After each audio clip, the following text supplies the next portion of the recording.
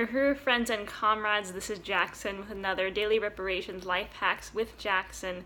Thank you for tuning in, and today's life hack, actually tonight, I'm filming this the night before posting it, because I am sick, and I just spilled turmeric tea all over this lovely white shirt that I got from the International People's Democratic Uhuru Movement.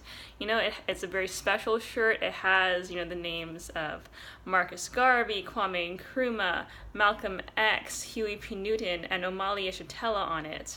And I spilled turmeric tea all over it, and I immediately put vinegar on it. Just, put it right on the spot. Depending on how I had spilled it, you could have used either just spraying vinegar on it or taking it off and soaking it in vinegar. I took a paper towel with vinegar soaking on it and just laid it on the spot that got, the damage right below the chairman's name. So I guess not actually all over it, but it's still enough to stain and ruin a shirt that has the names of these incredible African revolutionaries on them. So I just, got it wet, laid it on top of the spot, and you cannot tell now.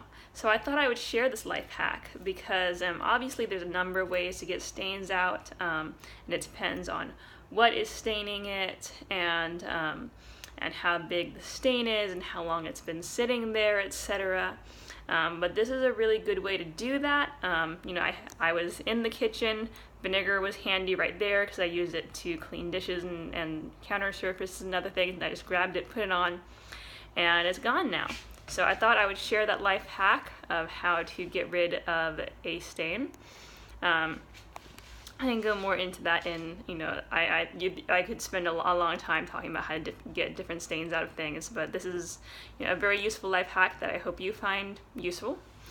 And this is a reparations challenge. Please go to uhurusolidarity.org, that's UHURU, solidarity.org. Click on the big red button, Pay Reparations, and put in the comments as for Daily Reparations. Thank you so much for tuning in, and Uhuru.